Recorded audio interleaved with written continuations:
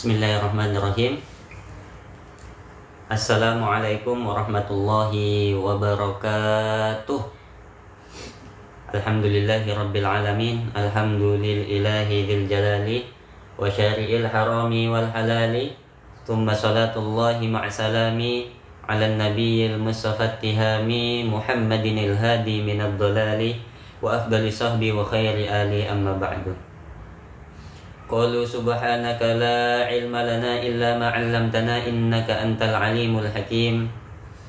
Rabbi shrah li sadri wa yassir li amri wahlul 'uqdatam min lisani yafqahu qawli.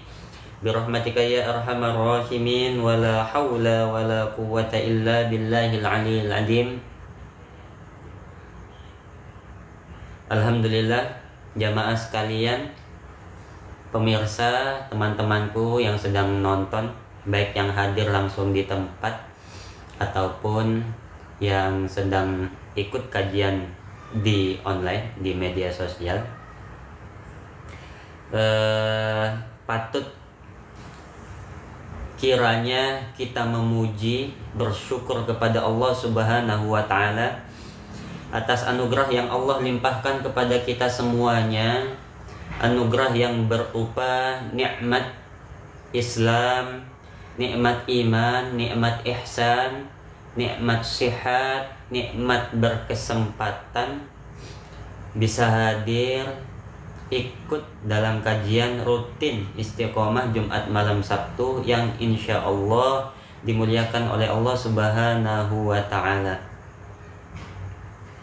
Maka sebagaimana ketika kita bersyukur kepada Allah dalam arti berterima kasih kepada Allah karena Allah lah yang memberikan kita nikmat, baik itu nikmat zahir maupun nikmat batin. Syukur dalam arti yang sudah disinggung oleh Syekh Nawawi Al-Bantani, Sarful Abdi ila jami'i ma an'amallahu bihi li ajlih. Syukur dalam arti menggunakan segala fasilitas yang Allah berikan kepada kita semuanya, menggunakan segala fasilitas kenikmatan yang Allah berikan kepada kita semuanya, kenikmatan apapun sesuai dengan fungsi kegunaan awalnya. Tak lupa pula kita haturkan sholawat dan salam kepada junjungan Nabi Agung Nabi Yuna Muhammad sallallahu alaihi wasallam. Wasilah beliau kita mampu mengenal dan membedakan mana yang hak dan mana yang batil. Jamaah sekalian, haruslah kita senantiasa juga meningkatkan ketakwaan kita kepada Allah Subhanahu wa Ta'ala. Takwa dalam arti imtithalu awamirillah wajtinabu nawahi. Takwa dalam arti menjalankan segala perintah Allah dan menjauhi segala larangannya. Atau takwa menurut Syekh Nawawi Al-Bantani, al-muti'ina billah wal munazzihin fi qulubihim. Atau takwa dalam arti taat secara zahir kepada Allah, syariatnya, dan juga orang-orang yang senantiasa mensucikan, membersihkan hatinya dan menjaga hatinya dari penyakit-penyakit hati. Baik, sebelum kita mulai jamaah sekalian atau teman-temanku yang sedang hadir ikut kajian rutin kitab Tangkihul Qaul fi Syarhi Lubabil Hadis setiap malam Sabtu, Jumat malam Sabtu, patut juga kiranya kita membuka kajian ini dengan membaca suratul Fatihah. Kita kirim tawassul kepada Rasulullah, kepada guru-guru kita semuanya, wabil khusus kepada musannif hadal kitab, yakni Syekh Jalaluddin As-Suyuti dan Syekh Nawawi Al-Bantani. Bismillahirrahmanirrahim. Nawaina ala ma nawa kama nawa aslafuna salihun. Nawaina ala ma nawa kama nawa qutbuz zaman. Nawaina ala ma nawa kama nawa sultanul awliya Sayyidina Syekh Abdul Qadir Al-Jilani qaddasallahu sirrah wa ruhahul aziz. إلى حضرة النبي المصطفى سيدنا وحبيبنا وشفيعنا وقرة أعيننا ومولانا محمد صلى الله عليه وسلم. شيء لله لنا ولهم الفاتحة. أعوذ بالله من الشيطان الرجيم. بسم الله الرحمن الرحيم. الحمد لله رب العالمين الرحمن الرحيم مالك يوم الدين إياك نعبد وإياك نستعين اهدنا الصراط المستقيم صراط الذين أنعمت عليهم غير المغضوب عليهم ولا الضالين آمين. وخصوصا إلى جميع أرواح مشايخ القادرية ونقشبندية وجميع أهل الطرق، وخصوصا إلى روح سيدنا شيخ محمد عثمان بن ناجي الإسحاقي وإلى روح صاحب سر اللفي والأخلاق النقي والفهم الصفي سيدنا شيخ أحمد أسرار ابن محمد عثمان الإسحاقي رضي الله عنهم شيء لله لنا ولهم الفاتحة. أعوذ بالله من الشيطان الرجيم. بسم الله الرحمن الرحيم. الحمد لله رب العالمين الرحمن الرحيم مالك يوم الدين إياك نعبد وإياك نستعين صراط المستقيم صراط الذين أنعمت عليهم غير المغضوب عليهم ولا الضالين آمين. وخصوصا إلى جميع أرواح في أجساد جميع الطلبة والطلبات وجميع أستاذ وأستاذات وجميع طلاب شيء لله لنا ولهم الفاتحة. أعوذ بالله من الشيطان الرجيم. بسم الله الرحمن الرحيم. الحمد لله رب العالمين الرحمن الرحيم مالك يوم الدين إياك نعبد وإياك نستعين صراط المستقيم صراط الذين أنعمت عليهم غير المغضوب عليهم ولا الضالين آمين. وخصوصا إلى روح مصنف الكتاب لباب الحديث شيخ جلال الدين السيوطي، وخصوصا إلى روح صاحب هذا الكتاب مصنف هذا الكتاب تنكيح القول الشيخ نووي المدني رضي الله عنهما شيء لله لنا ولهم الفاتحة. أعوذ بالله من الشيطان الرجيم. بسم الله الرحمن الرحيم. الحمد لله رب العالمين الرحمن الرحيم مالك يوم الدين إياك نعبد وإياك نستعين اهدنا الصراط المستقيم صراط الذين أنعمت عليهم غير المغضوب عليهم ولا الضالين آمين. Baik jamaah sekalian, kita lanjutkan. Kemarin kita sampai di halaman 3 ya, di Al-Babu Thalith selesai. Al-Babu Rabi' fi fadilati sholati ala Nabi Sallallahu Alaihi Wasallam. Kalau kemarin apa? Sebelum masuk ke bab sekarang, kemarin itu penjelasannya tentang fadilah, keutamaan daripada kita membaca Bismillahirrahmanirrahim.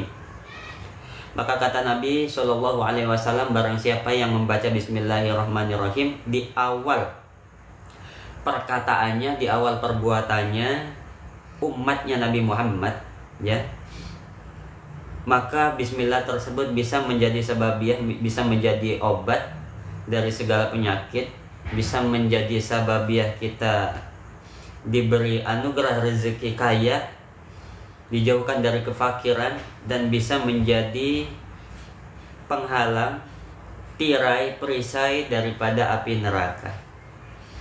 Bahkan kata Rasulullah Shallallahu Alaihi Wasallam, ketika umatnya Nabi Muhammad SAW itu setiap memulai amal ibadahnya, memulai perkataannya, memulai amal perbuatannya itu dimulai dengan Bismillahirrahmanirrahim. Maka kok misalnya nanti ketika di akhirat ditimbang amal baiknya, kemudian ditimbang juga amal buruknya, ditimbang, maka ketika orang ya, umatnya Nabi Muhammad itu setiap aktivitasnya dimulai dengan Bismillahirrahmanirrahim, segala ibadahnya itu dimulai dengan Bismillahirrahmanirrahim, maka pasti itu bisa dipastikan ketika ditimbang ya, ditimbang-timbang amal baik dan buruknya, itu lebih berat amal baiknya. Itu kata Rasulullah Shallallahu Alaihi Wasallam. Ya. Dan kemuliaan ini itu hanya dikhususkan ya untuk umatnya Kanjeng Nabi Muhammad Shallallahu Alaihi Wasallam. Bahkan umat-umat nabi-nabi terdahulu selain umat Nabi Muhammad itu pada ngiri ya, pada bertanya-tanya kepada nabi-nabinya, bertanya kenapa, apa yang menjadi umatnya Nabi Muhammad itu ketika ditimbang itu kok amal baiknya itu lebih berat daripada amal buruknya. Itu sababiah apa? Dijawab oleh para nabi, fatakulu al-anbiya'u lahum kana mubtada'u kalami ummati Muhammadin salah satu asma'in min asma'illahi ta'ala al-kiram. Dijawab oleh para nabinya, karena di setiap permulaan awal umat Nabi Muhammad itu berbicara, itu pasti dimulai dengan menyebutkan tiga nama asma Allah subhanahu wa ta'ala. Bismillahirrahmanirrahim, asma Allah. Asma Ar-Rahman dan Asma Ar-Rahim. Itu pada ngiri ya. Maka beruntung kita menjadi umatnya Nabi Muhammad SAW, karena sebagai umatnya Nabi Muhammad itu memiliki keistimewaan, kekhususan yang sangat luar biasa. Yang sangat luar biasa, sangat istimewa, yang mana kekhususan ini, keistimewaan ini itu tidak dimiliki oleh umat-umat nabi-nabi terdahulu. Begitulah Allah memuliakan umat Nabi Muhammad SAW. Maka ketika kita menyadari bahwa kita bersyukur, beruntung dilahirkan menjadi umat daripada umatnya Nabi Muhammad SAW, maka selayaknya kita mengikuti, kita patuh taat terhadap perintah ajaran yang diajarkan oleh Nabi Muhammad, patuh terhadap hadis-hadisnya, mengikuti terhadap sunnah-sunnahnya, mengikuti terhadap ajaran-ajarannya, dan senantiasa selalu bersolawat kepada Nabi Muhammad SAW. Maka sebagaimana penjelasan kemarin, ketika kita membaca solawat kepada Nabi Muhammad, itu bukan lari kepada Nabi Muhammad lagi keutamaannya, melainkan berbalik kepada diri kita. Ketika kita membaca sholawat kepada Nabi Muhammad, maka fadilah keutamaannya itu akan kembali kepada kita. Berbalik kepada kita sendiri. Kita yang mendapatkan keutamaan. Fazada tasyrifan wa takriman. Maka kita itu akan mendapatkan kemuliaan di sisi Allah Subhanahu wa ta'ala. Oke, baik, kita lanjutkan. Al-babu, silakan yang bawa kitabnya bisa ikut dimaknai ala pesantren ya, dimaknai pegon. Silakan bisa diikuti. Baik, kita maknai dulu secara pesantren, kemudian kita terjemahkan. Bismillahirrahmanirrahim. Al-babu utawi bab, arabiu kang kaping papat apa bab, iku fi fadilati sholati ala nabiyyi sallallahu alaihi wasallam, ing dalam mertelaaken keutamaane sholawat ing atase Kanjeng Nabi Muhammad sallallahu alaihi wasallam. Bab yang keempat menjelaskan tentang keutamaan membaca sholawat kepada Nabi Muhammad sallallahu alaihi wasallam. Bahkan sebelum masuk ke tema ini ya, kita sudah menyinggungnya di awal ya, menjelaskan tentang fadilah keutamaan kita membaca sholawat kepada Nabi Muhammad SAW. Bahkan di awal sudah kita singgung atas dasar apa kita tidak mau bersolawat kepada Nabi Muhammad SAW. Karena Allah sendiri dan malaikatnya juga bersolawat kepada Nabi Muhammad. Maka kita sebagai umatnya kenapa kok nggak mau bersolawat? Maka atas dasar apa? Itu sudah kita singgung di awal teman-teman ya. Bisa dicek di video-video di bawah, itu bisa dicek, bisa kalian lihat, bisa jenengan lihat semuanya, bisa jenengan dengarkan ya, disimak. Di situ sudah saya jelaskan. Qala dawuh, kita lanjutkan. Qala dawuh sapa Rasulullah sallallahu alaihi wasallam, Kanjeng Nabi Muhammad sallallahu alaihi wasallam. Ing dawuh maf'ul daripada lafaz qala. Maf'ul berarti jumlah ma ijtama'a qaumun fi majlisin ila akhir, ini menjadi jumlah yang memiliki mahal nasab karena menjadi maf'ul daripada lafaz qala. Ma ijtama'a ora dadi kumpul sapa qaumun fi majlisin ing dalem siji majlis, walam yusallalan ora den solawati sapa alayya ing atase ingsun fihi ing dalem majlis, illa tafarraqu angin kejaba pisah sapa kaum ka kaumin kaya kaum tafarraqu kang padha pisah sapa kaum an maitin saking wong mati, walam yagsiluhu lan durung ngedusi sapa kaum hu ing mayit. Apa kata Rasulullah sallallahu alaihi wasallam? Ketika ada suatu kaum yang berkumpul dalam satu majlis apapun, baik itu majlis ilmu, majlis zikir, majlis sholawat, majlis apapun ya, ketika kok di dalam majlis itu ada satu perkumpulan kok di dalamnya itu tidak dibacakan sholawat Nabi Muhammad SAW, maka kata Rasulullah, kaum tersebut ibaratkan kaum yang berpisah dari orang mati, meninggalkan orang mati, sedangkan mereka belum memandikan orang mati tersebut. Ibaratnya seperti itu.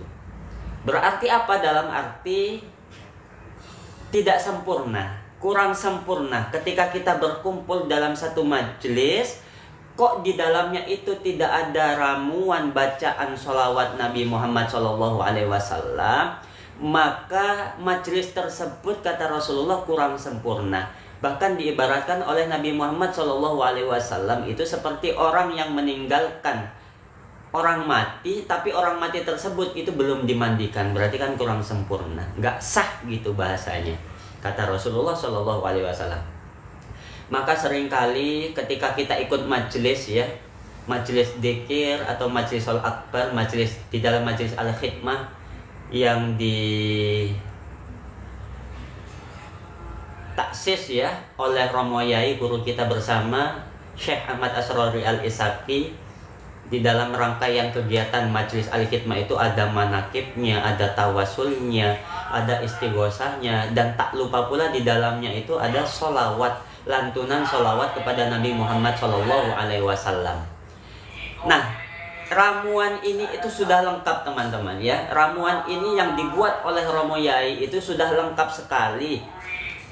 Ada tawasulnya, ada istighosahnya, ada permintaan ampun kita kepada Allah, ada manakibnya, ada sholawatnya, dan ini sesuai dengan anjuran daripada Rasulullah SAW. Tidak menyimpang daripada ajaran yang diajarkan oleh Rasulullah SAW. Kenapa? Karena Rasulullah sudah mendawuhkan demikian, karena Rasulullah sudah mengatakan demikian di dalam hadisnya. Berarti ketika ada yang mengatakan di dalam majelis kok ada orang membaca sholawat Nabi tabu-tabuan pakai rebana dan lain sebagainya, itu dikatakan sesat ataupun bid'ah, berarti dia itu ngopinya kurang jauh, ngopinya kurang jauh ya. Bid'ah dari mana, sesat dari mana? Orang Rasulullah SAW sendiri itu mengatakan demikian di dalam hadisnya dengan jelas ya. Yang mengatakan bid'ah, yang mengatakan itu sesat, ajaran baru, yang mengatakan bid'ah atau sesat, berarti dia berpaham atau berakidah bukan ahlu sunnah wal jamaah. Yang namanya ahlu sunnah wal jamaah itu boleh memperbolehkan kita membaca sholawat Nabi Muhammad SAW. Ketika orang yang melarang kita membaca sholawat kepada Nabi Muhammad SAW, pastikan mereka berakidah Mu'tazilah ya. Baik, kita lanjutkan teman-teman. Itu ya salah satu hadis, ini satu cuplikan hadis ya yang ditulis oleh Syekh Nawawi Al-Bantani di dalam syarahnya Tanqihul Qaul, untuk mensyarahi satu kutipan nukilan hadis untuk apa, menjadi pemanis aja, sebelum nanti akan dijelaskan di satu bab khusus tentang fadilah keutamaan sholawat Nabi Muhammad SAW. Baik, kita lanjutkan ya teman-teman. Al-babu utawi bab, silakan yang bawa kitabnya boleh ikut dimaknai. Al-babu utawi bab, al-khamisu kang kaping 5 apa bab? Iku fi fadilatil imani, ing dalem mertelaaken keutamaane iman. Bab yang kelima itu menjelaskan tentang keutamaan iman. Iman itu i'tiqad secara bahasa, keyakinan, kemantapan hati. Ya, bab yang kelima itu menjelaskan tentang keutamaan fadilah daripada iman. Kan kata Syekh Jalaluddin Asyuti, beliau itu ingin menulis hadis, ingin menulis karya dalam buku yang berisikan tentang hadis, tapi beliau itu ingin bukunya itu kerangkanya terdiri dari 40 bab. Nah, setiap babnya itu terdiri dari 10 hadis. Nah, bab yang kelima, nah gitu ya, kata Syekh Jalaluddin Asyuti, bab yang kelima ini menjelaskan tentang keutamaan iman. Qala dawuh sopo al-qutbu, kutub, wali kutub. Ya, jadi tingkatan wali itu banyak macamnya teman-temannya. Ada kutub, ada kutbul autad, ada wali abdal, ada wali nukoba, wali rukoba, ada rijalul goib dan lain sebagainya. Ada mulamatiyah. Gelar kewalian itu banyak sekali. Salah satunya gelar kewalian adalah kutbu, adalah gelar wali kutub. Berarti Syekh Nawawi Al-Bantani mengiyakan adanya pangkat, adanya derajat di dalam makom kewalian yang berbeda-beda. Itu beliau Syekh Nawawi Al-Bantani itu mengakui, gitu ya. Kok bisa mengakui? Ini beliau juga menulis loh, menulis gelar wali kutbu. Kutbu itu kan gelar wali. Nah, gelar ini ditujukan kepada siapa? Yang berkata Ar-Rabbani, Al-Qutbur Rabbani, kutub sekaligus pembimbing, ya, pembimbing rohani, rupane Sayyidi Gusti ingsun, tuan ingsun, rupane Asy-Syaikhu Syekh, rupane Abdul Qadir Al-Jilani kang bangsa Jilani. Jilani yu kang bangsa Jilani. Ya, berkata Syekh Abdul Qadir Al-Jilani radhiyallahu anhu. Nih, Syekh Nawawi Al-Bantani mengutip perkataannya Syekh Abdul Qadir Al-Jilani. Wanak takitu, apa kata Syekh Abdul Qadir Al-Jilani? Wanak takit annaman, wanak takitu lan percaya, yakin sapa kita, annaman ing sak temene wong menungso, adkhalahu kang nglebokaken, kang manjengaken hu ing man sapa Allahu Allah taala halimahu luhur sapa Allah, annaro ing neraka bikabiratihi kelawan dosa gedene eman, ma'al imani ing dalam sumertane iman, fa innahu mongko sak temene wong iku la yakhludu ora langgeng sapa eman fiha ing dalam nar, bal yukhrijuhu balik ngetokake sapa Allah hu ing man minha saking nar, li annan naro krana sak temene neraka fi haqqihi ing dalam hake eman iku kasijeni kaya dene kuncara. Kuncara niku penjara, ya, kalau dalam bahasa Indonesianya itu penjara. Fit dunya ing dalam dunya, yustaufa kang den tuhoni apa minhu eman, kang den tuhoni apa minhu sijen bi qadri jarimatihi, yustaufa kang den tuhoni sapa eman minhu saking sijen bi qadri jarimatihi kelawan kira-kirane dosane eman, summa yukhrijuhu nuli ngetokake sapa Allahu ing man bi rahmatillahi kelawan sabab rahmat kasih sayangi Allah taala halimahu luhur sapa Allah, wala yakhludu lan ora langgeng sapa eman fiya ing dalem nar, wala talfahu lan ora ngobong wajahahu ing wajahe eman apa annaru neraka, wala tahrukulan ora ngobong apa annar aqdo as-sujudi ing pira-pira anggota sujud minhu saking eman, li anna dalika krana sak temene mengkono-mengkono wajahuhu lan aqdo usujud, ya, dalika kembali ke wajahuhu dan aqdo usujud wajahnya seseorang dan anggota sujudnya, iku muharramun den haramaken apa dalik alan nari ing atase neraka, walayan koti ulan ora pedot apa tamuhu pengarep-ngarepe eman minallahi saking Allah taala halimu lur sapa Allah fi kulli halin ing dalam saben-saben keadaan, madama ing dalam sumangsane langgeng sapa eman iku finari ing dalam neraka, hatta yakhruja sehingga metu sapa eman minha saking nar, fayadkhulu nuli manjing sapa eman al jannata ing swarga, wayuti lan ngewehi wayukto ya, jadi apa fi'il mudhari' mabni majhul, wayukto lan den wehi sapa eman ad-darajati ing pira-pira derajat, ya, ala qadri taatihi ing ngatasé kira-kirane taate eman allati rupane taat isinya allati taat kanat kang ana apa allati iku lau tetep kedue eman fid dunya ing dalem dunya. Apa makalah Syekh Abdul Qadir Al-Jilani radhiyallahu an yang dikutip yang dinukil oleh Syekh Nawawi Al-Bantani di dalam syarahnya Tangkihul Qaul menjelaskan tentang fadilah iman, keutamaan iman.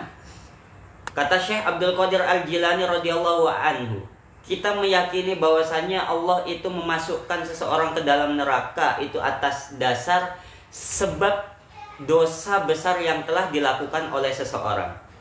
Maka kata Syekh Abdul Qadir Al-Jilani itu ketika Allah memasukkan seseorang ke dalam neraka, kok di dalam hatinya orang itu masih memiliki rasa iman, masih punya secuil, secercah gitu ya, punya secuil rasa iman, kemantapan hati, keyakinan dan hati kepada Allah Subhanahu wa taala. Maka kata Allah Subhanahu wa taala itu, kata Syekh Abdul Qadir ya, maka seseorang itu tidak akan lama ya, nggak akan selamanya dimasukkan oleh Allah ke dalam neraka. Itu nggak akan lama. Kenapa? Karena manusia itu, seseorang yang dimasukkan ke dalam neraka itu masih memiliki rasa iman ya, memiliki secuil iman kepada Allah Subhanahu wa taala. Maka kata Syekh Abdul Qadir Al-Jilani itu, neraka itu ibaratkan penjara ya, seperti penjara yang ada di dunia bagi seseorang yang dipenjara, yang dihukum sesuai dengan perbuatan dosa yang sudah dilakukan. Jadi nggak selama-lamanya orang itu masuk penjara gitu kan ya. Jadi ibarat gini, ketika di Indonesia lah katakanlah seperti itu ya, ada orang masuk penjara sebab dosa yang sudah dilakukan, sebab kesalahan kriminal yang sudah dilakukan, seperti halnya mencuri di penjara setahun, 2 tahun, koruptor, korupsi di penjara 5 tahun atau seumur hidup, pembunuh, pembegal dan lain sebagainya. Pokoknya tindakan kriminal ya yang melanggar aturan negara ya, maka dia itu akan dipenjara. Nah, di penjaranya itu gak akan selama-lamanya. Pasti ada batas waktunya, 2 tahun, 5 tahun. Kecuali orang yang melanggar dan itu tidak bisa diampuni kecuali dia dihukum seumur hidup dan selama-lamanya sampai dia meninggal. Gitu ya. Nah, itu.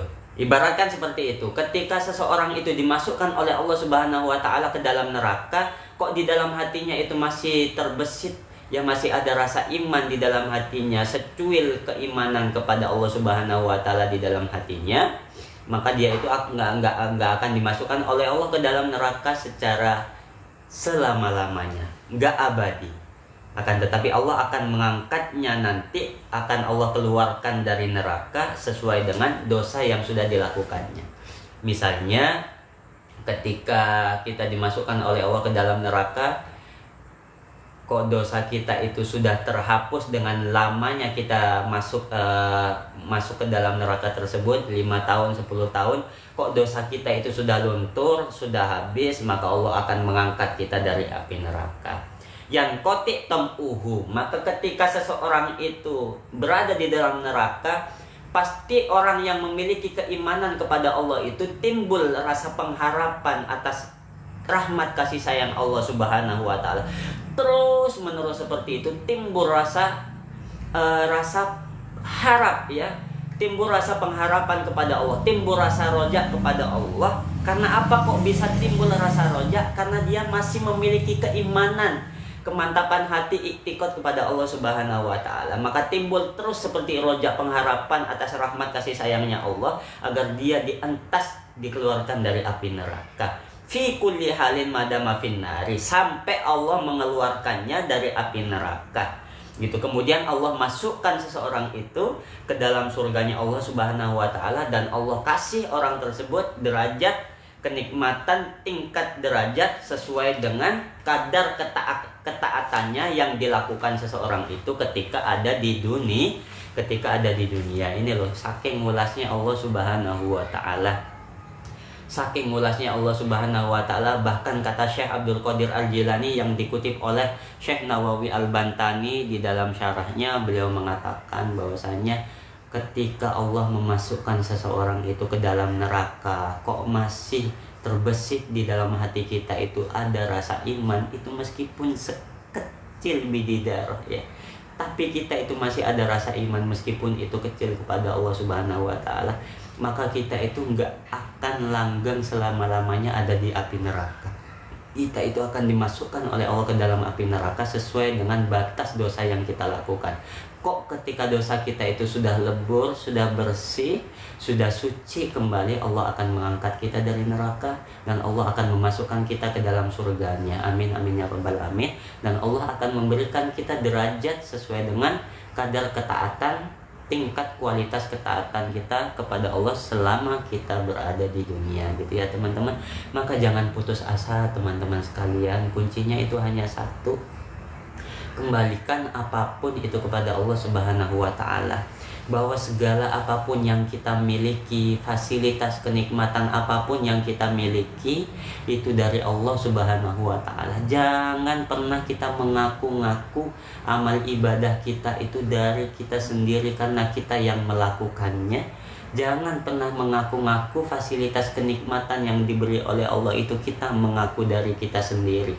Jangan pernah mengaku-ngaku bahwasanya segala fasilitas kenikmatan yang asalnya itu diberi oleh Allah kita aku dari kita. Itu jangan pernah mengaku. Kembalikan semuanya, amal ibadah kita, anugerah kenikmatan yang Allah berikan kepada kita, itu kita kembalikan kepada Allah Subhanahu wa taala.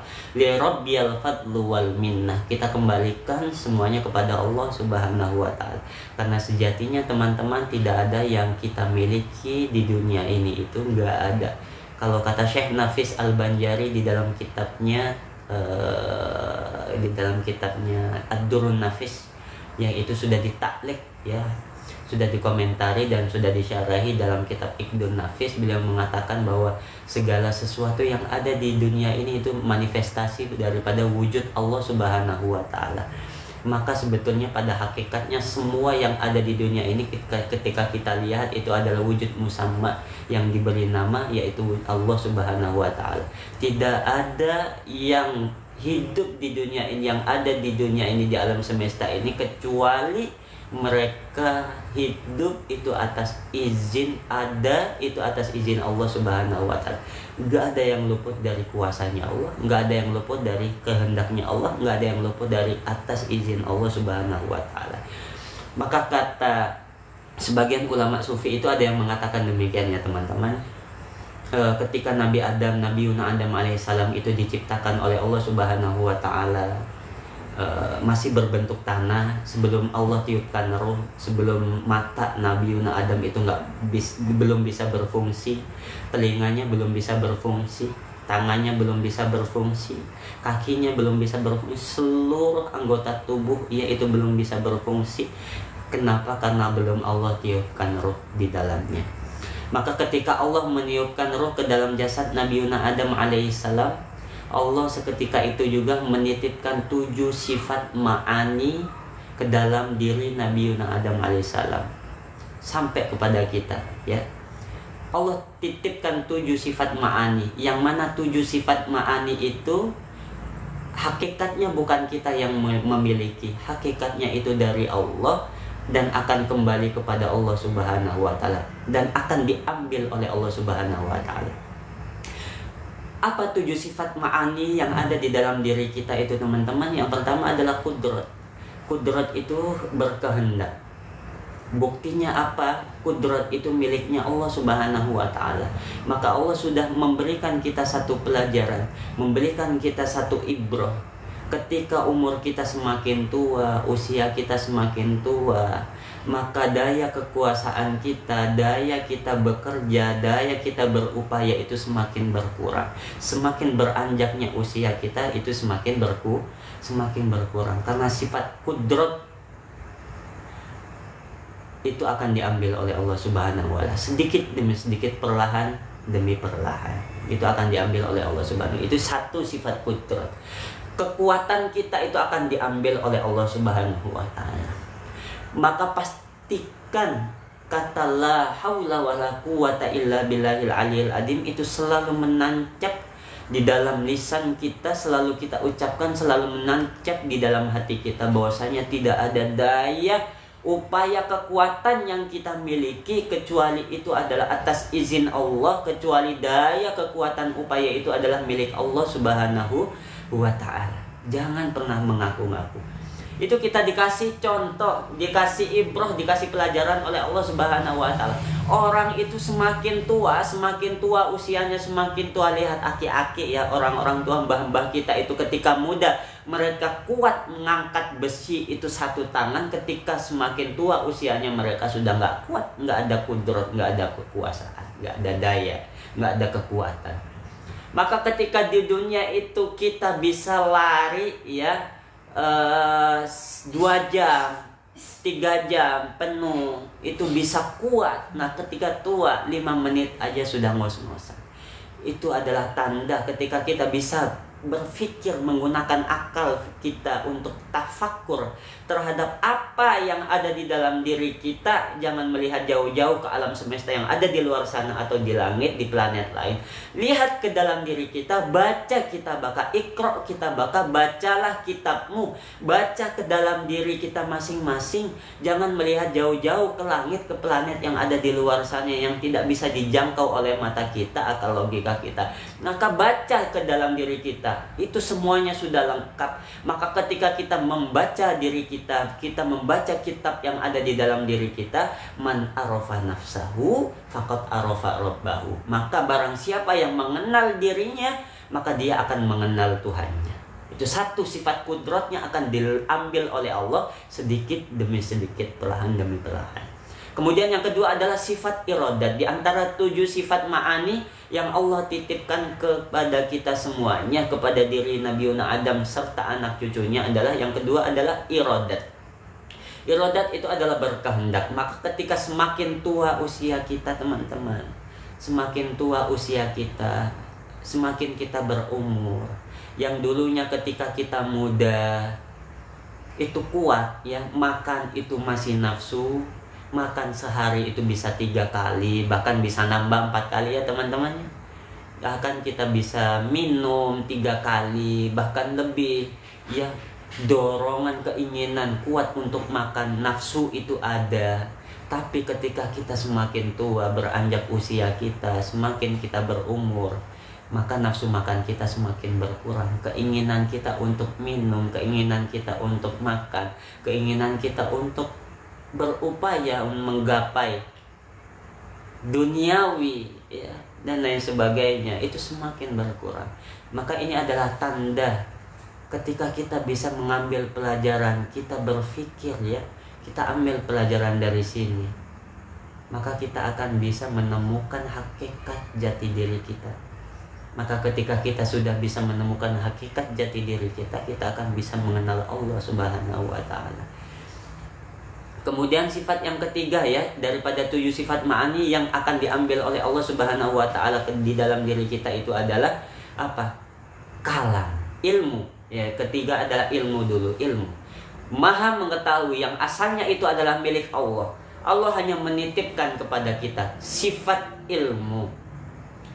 Mengetahui semakin beranjak usia kita, semakin berumur kita ya, semakin kita tua, maka yang dulunya ketika kita muda itu cerdas, pikiran itu kita cerdas, alim ya, menghafal itu cepat, ngitung itu cepat. Namun ketika tua, semakin kita berumur, ngitung itu semakin lama, berpikir itu semakin lambat ya, menganalisa itu semakin lambat, daya ingat itu semakin berkurang. Maka semakin pikun, semakin lama semakin pikun, semakin tua semakin pikun. Benar apa enggak teman-teman?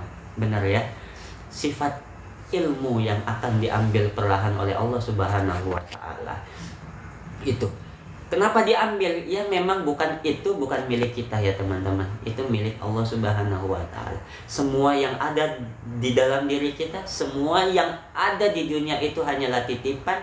Semuanya hanyalah milik Allah Subhanahu wa taala. Maka ketika kita sudah menyadari bahwasanya segala sesuatu itu adalah milik Allah yang ada di dunia ini, maka jangan terlalu serius menanggapi apapun yang terjadi kepada kita, yang menimpa kita di dunia ini, baik maupun buruknya kita kembalikan kepada Allah Subhanahu wa taala. Yang pandai jadi orang bersyukur ya teman-teman ya. Kemudian yang keempat, daripada 7 sifat ma'ani yang dititipkan Allah kepada kita adalah kalam, berbicara. Maka semakin tua usia kita, semakin kita berumur, omong kita semakin lambat berbicara. Yang dulunya ketika kita muda ngomong itu lancar ya, berspekulasi itu bagus ya, berkomunikasi itu bagus, ngomong itu tertata ya, tek tek tek tek gitu. Ketika umur semakin tua, omongan semakin terbata-bata gitu. Kemudian yang kelima adalah selain kalam, sama pendengaran kita itu akan diambil perlahan oleh Allah Subhanahu wa taala. Ketika kita semakin beranjak umur, usia kita semakin tua, pendengaran kita itu semakin berkurang. Maka ada orang tua itu, maaf ya teman-teman jamaah sekalian, ada orang tua itu yang sudah nggak bisa dengar telinganya, baik telinga kanan ataupun telinga kiri atau dua-duanya itu sudah nggak dengar. Kalau kita komunikasi dengan mereka itu harus dengan nada yang kencang, gitu, harus dengan nada yang tinggi. Nah ini apa? Ini adalah pelajaran kepada kita semuanya, bahwasanya apa yang dulunya kita anggap itu adalah milik kita, itu sejatinya bukan milik kita. Sejatinya itu adalah milik Allah Subhanahu wa taala. Yang keenam kita lanjutkan, itu daripada 7 sifat ma'ani selain sama adalah basor. Penglihatan kita itu akan diambil secara perlahan oleh Allah Subhanahu wa taala. Maka mata kita semakin tua semakin rabun. Bukan kok semakin jelas semakin tua mata kita, penglihatan kita itu semakin berkurang. Yang dulunya dalam jarak semeter ini bisa membaca tulisan, namun sekarang harus menggunakan alat bantu kacamata dan lain sebagainya. Itu adalah tanda ya. Kemudian yang ketujuh yang terakhir adalah daripada 7 sifat ma'ani yang Allah titipkan ke dalam diri kita adalah sifat hayat, hidup. Ketika kita merasa memiliki hidup ini adalah milik kita ya, maka semakin tua usia kita, semakin kita tua usia kita ya, semakin beranjak umur kita, maka semakin dekat ajal kita. Maka ketika kita meninggal, yang dulunya napas ini keluar masuk menandakan kita masih hidup, diambil oleh Allah, napas kita itu nggak dikembalikan oleh Allah, maka kita akan meninggal dunia. Maka sejatinya nafas hayat yang ada di dalam diri kita itu adalah milik Allah Subhanahu wa taala. Maka ketika ambil hayat itu, ketika Allah ambil nafas itu di dalam diri kita, kita sudah nggak bisa apa-apa teman-teman. Kita meninggal dunia, dikubur, yang asalnya itu dari tanah kembali ke tanah, yang asalnya dari angin kembali ke angin, yang asalnya dari api kembali ke api, yang asalnya dari air kembali ke air. Akan diambil semuanya oleh Allah Subhanahu wa taala. Maka mana jamaah sekalian yang kita miliki dari seluruh anggota tubuh ini? Maka mana yang ada fasilitas kenikmatan itu yang diberikan oleh Allah kepada kita itu? Mana yang kita itu miliki? Yang kita aku itu yang mana? Maka nggak boleh kita mengaku-ngaku yang asalnya nikmat itu adalah dari Allah. Kembalikan semuanya itu adalah atas dasar rahmat kasih sayang Allah Subhanahu wa taala. Maka ada satu riwayat itu ketika Allah memasukkan seorang hambanya ke dalam neraka. Kemudian seorang hamba itu bertanya kepada Allah, komentar kepada Allah, menanggapi Allah Subhanahu wa taala, kenapa ya Allah engkau masukkan aku ke dalam api neraka, sedangkan aku ketika di dunia itu beramal soleh, amal ibadah saya banyak, sholat saya lengkap 5 waktu, haji, umroh, zakat sudah saya laksanakan, sedekah sudah saya sering lakukan ya Allah, tapi kenapa engkau masukkan aku ke dalam api neraka? Apa kata Allah Subhanahu wa taala? Maka coba ketika engkau mengandalkan, kata Allah, mengandalkan amal ibadahmu untuk menggapai ridhoku, untuk menggapai surgaku, Ketika engkau bandingkan dengan satu nikmat napas yang aku berikan kepadamu ketika di dunia, apakah sebanding dengan satu nikmat nafas yang aku berikan kepadamu, kata Allah Subhanahu wa taala.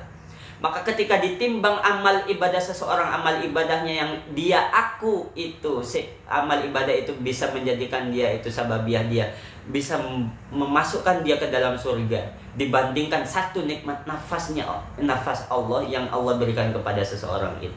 Ketika ditimbang tetap lebih berat satu nikmat nafas yang Allah berikan kepada kita semuanya. Maka teman-temanku semuanya, kembalikan segala sesuatunya itu kepada Allah Subhanahu wa taala. Bahwa apapun nantinya ketika kita masuk surga itu ya atas sababiah rahmat kasih sayang Allah Subhanahu wa taala. Itu bukan karena amal ibadah kita, karena amal ibadah kita itu nggak bisa membawa kita, memasukkan kita ke dalam surganya Allah Subhanahu wa taala, kecuali atas izin rahmat dan kasih sayangnya Allah Subhanahu wa taala. Gitu ya teman-teman, pesan saya, jangan pernah mengaku-ngaku segala fasilitas kenikmatan yang asalnya itu dari Allah Subhanahu wa taala. Kembalikan, tumpai, kalau bahasanya Romoya itu tumpai, balik nak pangeran, balik li rabbil fadli wal minna, kembalikan kepada Allah Subhanahu wa taala. Jadi ya teman-teman ya, kita lanjutkan. Al-babu jamir lagi rek. Jamir lama. Kita lanjutkan ya, al-babu utawi bab asa disukang kaping 6 apa bab. Fi fadilatil wudu ing dalem mertelaaken keutamaane wudu.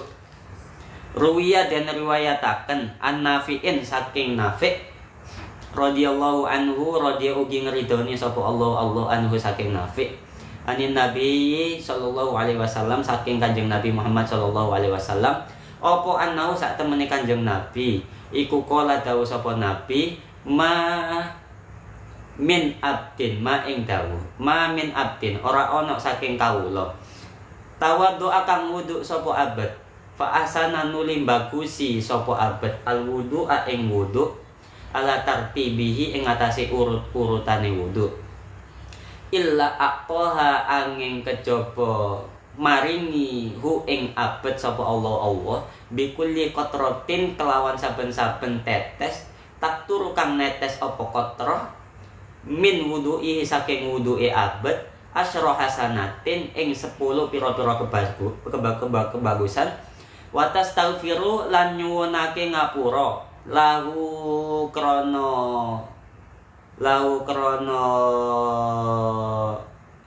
krana abad ya.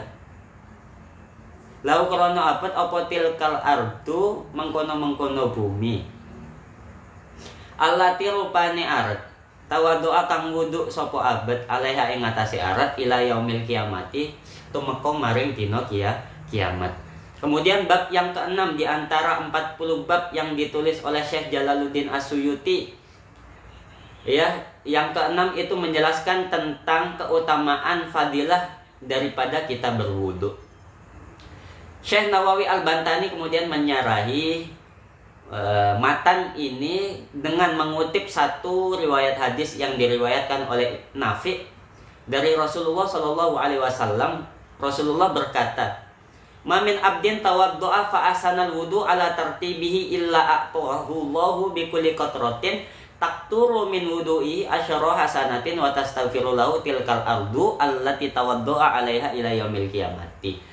Maka barang siapa, kata Rasulullah Shallallahu Alaihi Wasallam, itu berwudu ya dari umatku, itu berwudu kemudian dia itu membaguskan, menyempurnakan wudunya sesuai dengan runtutannya, misalnya dari niat, kemudian membasuh muka sampai membasuh kedua kaki, itu runtut tertib. Kemudian seseorang itu membaguskan, menyempurnakan wudunya misalnya dengan sunnah-sunnahnya, ditambahkan dengan sunnah-sunnahnya, maka kata Rasulullah Shallallahu Alaihi Wasallam, Allah akan memberikannya setiap tetes air yang menetes dari bekas wudunya itu 10 kebaikan.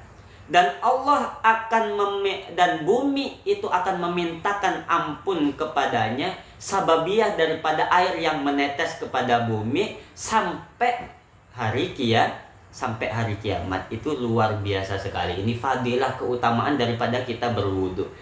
Maka salah satu ajaran daripada guru kita bersama Romo Yai Asrori, guru kita bersama, beliau juga mengajarkan kita agar senantiasa setiap kita hadas, setiap kita batal wudhunya, Yai itu menganjurkan kita untuk segera berwudhu. Kemudian kita lanjutkan dengan sholat ba'diyah wudhu 2 rakaat, sholat 2 rakaat ba'diyah wudhu, dan memiliki bacaan doa tersendiri. Itu ada di dalam kitab Futuhat Fathatun Nuriyah yang sudah dihimpun, yang sudah ditulis oleh Romo Yai. Itu sudah diajarkan oleh beliau, gitu ya. Untuk apa ya? Ini untuk menjaga ini, untuk merealisasikan hadisnya Nabi Muhammad SAW. Kurang beruntung apa umatnya Nabi Muhammad SAW ketika kita berwudu, kata Nabi Muhammad SAW, kemudian kita sempurnakan wudu kita itu sesuai dengan runtutannya, sesuai dengan urutannya, kita sempurnakan wudu kita itu dengan sunnah-sunnahnya, kita tambahkan dengan sunnah-sunnahnya. Maka kata Rasulullah, setiap tetes dari air yang menetes bekas wudu kita itu akan mendapatkan 10 kebaikan dari Allah. Dan bumi itu akan memintakan ampunan kepada Allah Subhanahu wa Ta'ala atas tetesan air yang menetes terhadap bumi sampai hari kiamat. Itu kurang beruntung luar biasa menjadi umatnya Nabi Muhammad SAW. Allahumma sholli ala Sayyidina Muhammad. Baik, kita lanjutkan. Itu satu kutipan hadis yang dikutip oleh Syekh Nawawi Al-Bantani sebelum nantinya akan dijelaskan lebih panjang di bab yang ke-6 yang menjelaskan tentang fadilah keutamaan wudu. Kemudian selanjutnya al-babu utawi bab asabiu kang kaping 7 apa bab? Iku fi fadilati siwaki ing dalem mertelaake keutamaane siwak. An Abi Hurairah ai ruwiya dan riwayataken an Abi Hurairah saking Abi Hurairah radhiyallahu anhu. An Rasulillah sallallahu alaihi wasallam saking Rasulullah sallallahu alaihi wasallam. Apa annahu sak temene Kanjeng Nabi. Iku kala dawuh sapa Kanjeng Nabi. Laula an asyqa lamun ora yen to ngabutaken sapa ingsun. Ala ummati ing atase umat ingsun. La amartuhum yakti merentah sapa ingsun hum ing ummati bisiwak kelawan siwak. Ma'akulli wudu'in ing dalam sumertane saben-saben wudu. Akhrajahu kang riwayat kang ngetokake hadis hu ing hadis sapa Malikun Imam Malik wa Ahmadu lan Imam Ahmad wa Nasai lan Imam Nasai. Kemudian selanjutnya bab yang ke-7, Syekh Jalaluddin As-Suyuti itu menjelaskan tentang keutamaan fadilah siwak, ya, fadilah bersiwak. Kemudian apa kata Syekh Nawawi di dalam syarahnya, Syekh Nawawi Al-Bantani, beliau mengutip satu hadis yang diriwayatkan oleh Abi Hurairah radhiyallahu anhu. Hadis ini masyhur yang diceritakan yang diriwayatkan oleh Abi Hurairah. Apa kata Rasulullah sallallahu alaihi wasallam?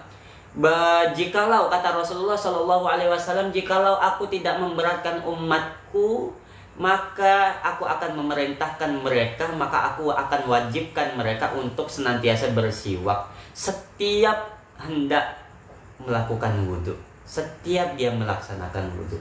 Hadis ini ditakhrij, ya, dikeluarkan oleh Imam Malik dan Imam Ahmad dan Imam Nasai. Kalau ada konotasi, kalau ada lafadz akhrajahu berarti ada imam, ya, kalau di sini Imam Malik, Imam Ahmad, Imam Nasai itu menyebutkan hadis itu beserta sanad lengkapnya. Ya, kalau itu bahasa akhrajahu, disebutkan perawinya di dalam sanadnya itu disebutkan dengan jelas, ya, dengan sempurna gitu. Akhrajahu ma'akuli wudu'in, itu kata Rasulullah Shallallahu Alaihi Wasallam.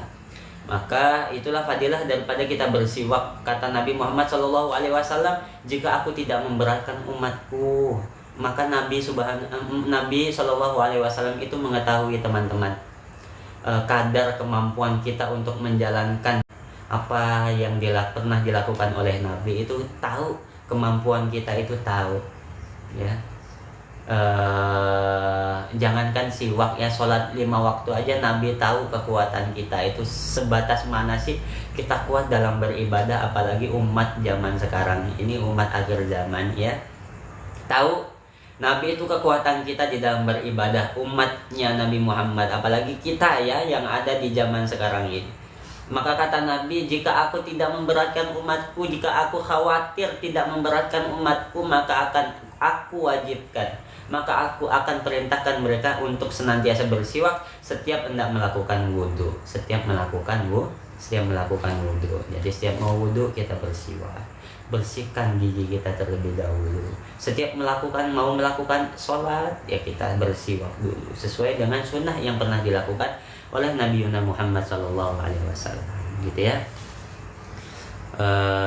Ustadz, kok dikit-dikit sunnah, kok dikit-dikit hadis yang dibawa? Kalau kita nggak ngikut Nabi Muhammad SAW, mau ngikut siapa lagi ya teman-teman? Karena Nabi Muhammad itu utusan Allah, ya, mediasinya Allah, mediatornya Allah untuk mengajarkan ajaran, ya, aturan-aturan dari Allah Subhanahu wa Ta'ala kepada kita semuanya. Kalau bahasanya ulama tasawuf itu, Rasulullah itu adalah manifestasi daripada wujud Allah Subhanahu wa Ta'ala. Kalau kamu ingin tahu sifatnya Allah, tapi bukan berarti Nabi Muhammad itu Allah, bukan. Kalau kamu ingin tahu sifatnya Allah, lihatlah Nabi Muhammad SAW menjadi rahmatan lil alamin.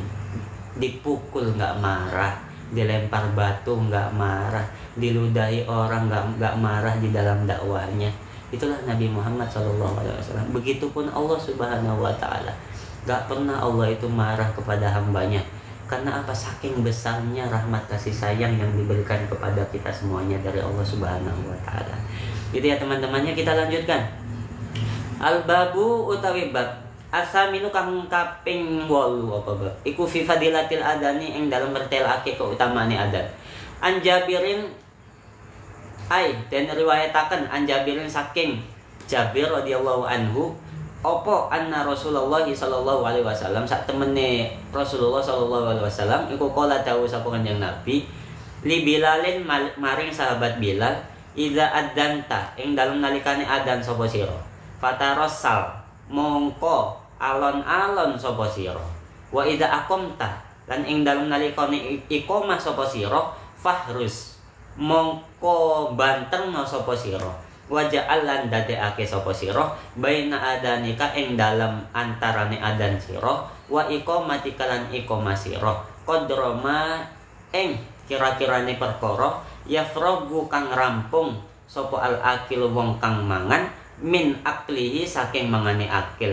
Rawahu kang riwayataken hu ing hadis sapa At-Tirmidzi, Imam Tirmidzi, wa dha'afahu lan ngedhaifaken sapa Imam Tirmidzi hu ing hadis wa an Anasin lan saking sahabat Anas bin Malik bin ibni Malikin kang dadi putra lanange Malik. Qala dawu sapa Anas bin Malik, qala dawu sapa an-nabiyyu Nabi Muhammad sallallahu alaihi wasallam, la yuraddu ora den tolak apa doa udung doa donga bainal adani ing dalam antarane adan wal iqamati lan iqamah. Rawahu ngriwayataken hu ing hadis sapa An-Nasa'i, Imam Nasa'i.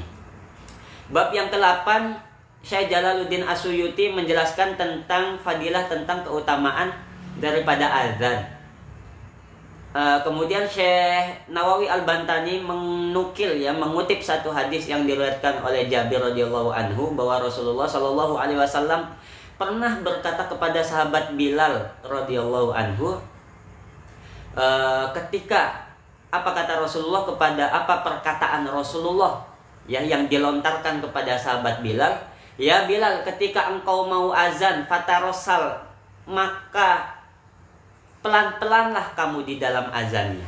Wa idza aqamta fahrus, maka ketika engkau sahabat Bilal ya sedang melakukan iqamah, maka maka cepatkanlah ritme iqamahmu. Maka cepatkanlah iqamahmu.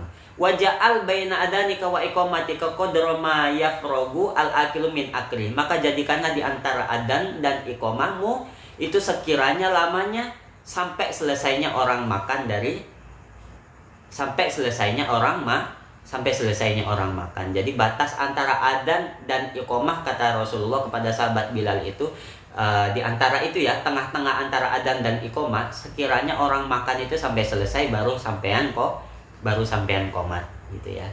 Kata Rasulullah juga seperti itu. Adzan, kalau adzan wahai sahabat Bilal, itu pelan-pelan, pelan-pelan, no, ojo cepet-cepet. Le adzan iku ojo cepet-cepet, tapi le iqomah iku cepet-cepet oleh. Itu saya banter gak popo. Le adzan iku pelan-pelan ya. Karena adzan itu panggilan seseorang, panggilan nida ya, untuk memanggil seseorang dan untuk menunggu seseorang agar kita sama-sama berjamaah di dalam beribadah kepada Allah Subhanahu wa taala. Sedangkan qomat itu adalah peringatan untuk seseorang bahwasanya sholat hendak didirikan ya. Itu peringatan. Maka dianjurkan untuk iqomah itu ketika kita sudah hendak melaksanakan ibadah, maka bersegeralah. Kata itu isyaratnya di situ.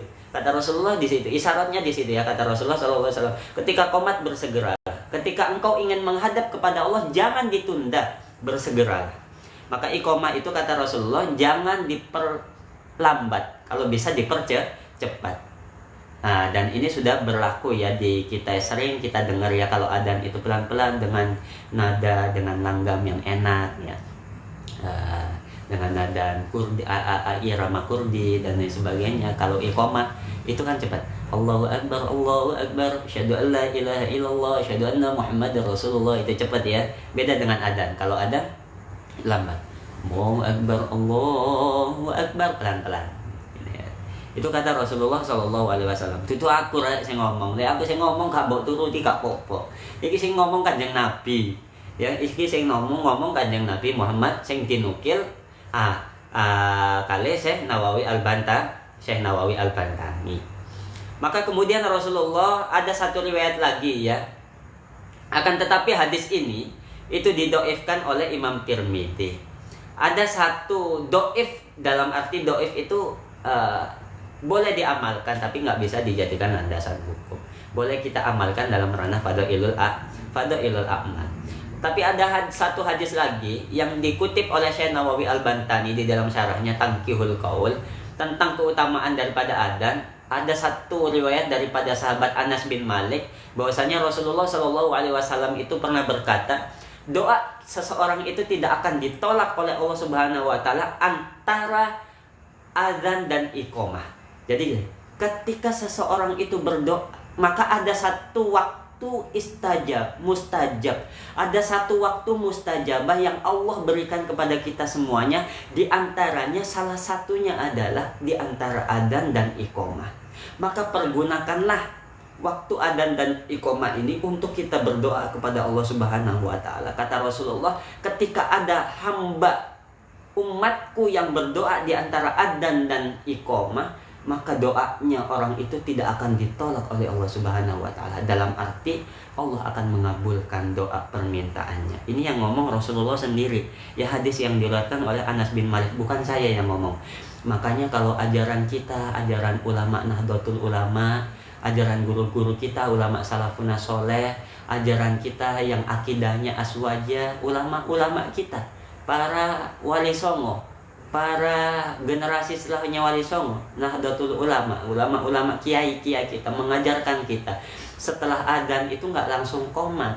Setelah adzan itu kalau guru-guru kita ya, ulama-ulama kita, Nahdlatul Ulama itu mengajarkan kita untuk syair-syair dulu, pujian-pujian dulu, kita doa-doa dulu sambil menunggu orang datang baru kita qomat. Seperti halnya yang diajarkan oleh Romo Yai di dalam wadifah kesehariannya ya, wadhaif al-yaumiyah, amaliyah kegiatan dalam satu hari, di dalam ketika di Pondok Al-Fitrah ya, di Pondok Al-Fitrah itu kan jenengan tahu sendiri ya, bagi alumni ataupun siapapun yang masih nyantri di Al-Fitrah, jenengan coba perhatikan, coba jenengan pikir, coba jenengan tafakuri gitu. Sekali-kali jenengan itu mikir kegiatan yang diracik oleh Romo Yai itu memang itu sudah ada dasarnya, itu memiliki dasar, nggak angger-angger. Misalnya kayak puji-pujian kan, setelah sholat kan nggak langsung qomat kan, setelah adzan kan kalau di Al-Fitrah itu kan nggak langsung qomat, diselingi pujian dulu, syair kayak ilahilas, kayak syair ghafurun wasatarun ala kulli mudnibin, kayak syair syara'tu bitauhidil ilahi mubasmila. Kemudian syair apa lagi? Allahumma ba'da duhur sholli wa, kemudian ba'da asarnya begitu juga ya. Kemudian setelah subuh diisi dengan ya hayyu ya qayyum. Setelah dan subuh la ilaha illa anta ya dal jalali wal ikram amitna aladin Allahul kafi rabbu. Enak ya, ajaran-ajaran yang diajarkan oleh guru kita itu berlandaskan dengan hadis Rasulullah, berlandaskan dengan ajaran yang pernah dilakukan oleh Rasulullah Shallallahu Alaihi Wasallam, ajaran daripada hadisnya Nabi Muhammad Shallallahu Alaihi Wasallam. Maka nggak salah, Rek. Kok kita puji-pujian syair-syairan setelah adzan itu nggak salah. Yang ngomong salah, yang ngomong salah itu berarti ngopinya kurang jauh.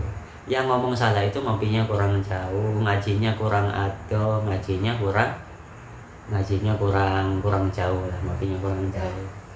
Ya, begitu ya teman-teman ya. Maka kita bersyukur jadi muridnya Romo Yai yang setiap ajarannya, kegiatan wadifahnya itu sesuai ya, nggak menyimpang dan nggak nyeleweng dari tatanan hadis Rasulullah Shallallahu Alaihi Wasallam dan nggak nyeleweng dari Al-Quran, firmannya Allah Subhanahu Wa Taala, gitu ya teman-teman ya. Kemudian kita lanjutkan Sambil Roman. Yes. Baik ya teman-teman ya. Jadi apa sih kegunaannya kita ngaji itu apa? Kegunaannya kita ngaji itu agar kita mengetahui dasar keilmuannya, agar kita mengetahui teorinya. Nah, setelah kita mengetahui teorinya, setelah kita mengetahui ilmunya, setelah kita mengetahui rukun syaratnya, kita tidak mudah dibodohi oleh bisikan syaitan, kita tidak mudah dibodohi oleh bisikan nafsu, kita tidak mudah dibodohi, dikelabuhi oleh bisikan iblis dan lain sebagainya yang menjerumuskan kita ke dalam lembah kemaksiatan. Itulah fungsinya ngaji, gitu ya teman-teman. Kok ada yang bilang teman-teman ngaji getu ya, nggak ngaji, sering ngaji doyan tapi tapi maksiat tetap jalan. Itu gimana ya? Ngaji iyo, majelisan iyo, dikiran iyo, sholawatan iyo, melu majelis taklim iyo, ya sregep iyo, tapi maksiat tetap jalan.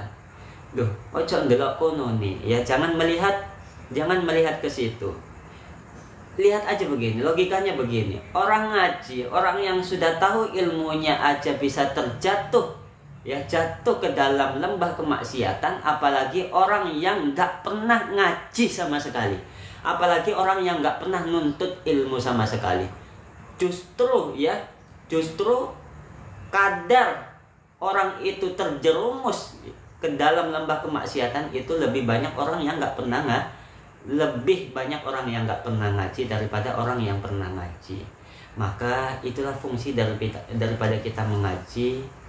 Agar apa? Agar kita mengetahui. Namun setelah kita mengetahui ilmu ya, suatu ilmu, maka tahapan selanjutnya adalah kita dituntut untuk mengamalkannya. Jadi kata Nabi Muhammad SAW, ketika hanya terpaku ya, ketika hanya berhenti di dalam ilmu saja, ketika amaliyahnya tidak, maka ilmu itu nggak akan menjadi apa-apa, nggak akan menjadi buah, nggak akan manis. Jadi buah itu kalau kita makan nggak akan ada rasa manisnya.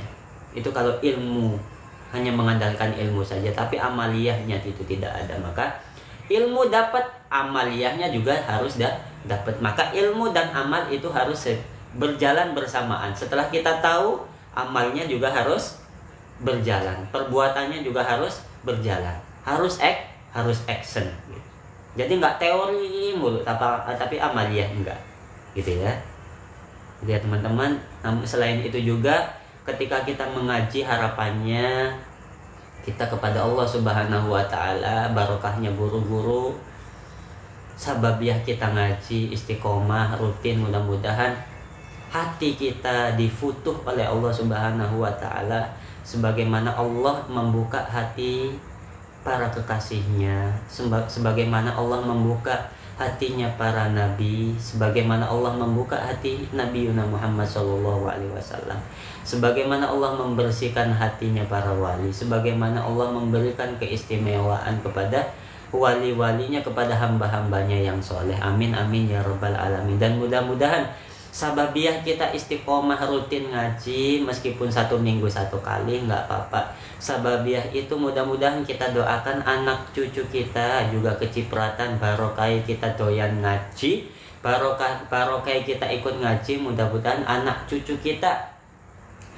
menjadi anak cucu yang soleh-solehah, yang paham agama, yang paham syariatnya, yang alim ilmu tarekatnya, yang alim ilmu ma'rifat hakikatnya. Amin amin ya rabbal alamin. Hada minni wal afu minkum. Sebelum kita tutup teman-teman, kita tutup dengan membaca doa kafaratul majlis yang insyaallah minggu depan akan kita lanjutkan di al-babu at-tasi'u fi fadilati sholatil jamaati. Bab ke-9 tentang menjelaskan tentang keutamaan daripada sholat jamaah. Baik teman-teman ya, kita tutup dengan membaca doa kafaratul majlis. Subhanakallahumma wa bihamdika asyhadu an la ilaha illa anta astaghfiruka wa atubu ilaik. Biwasilati musannif hadal kitab Syekh Jalaluddin As-Suyuti wa Syekh Muhammad Syekh Nawawi Al-Jawi Al-Bantani radhiyallahu anhuma. Al-Fatihah. Bismillahirrahmanirrahim. Alhamdulillahirabbil alamin arrahmanirrahim maliki yaumiddin iyyaka na'budu wa iyyaka nasta'in ihdinas siratal mustaqim siratal ladzina an'amta 'alaihim ghairil maghdubi 'alaihim waladdallin. Amin. Assalamualaikum warahmatullahi wabarakatuh.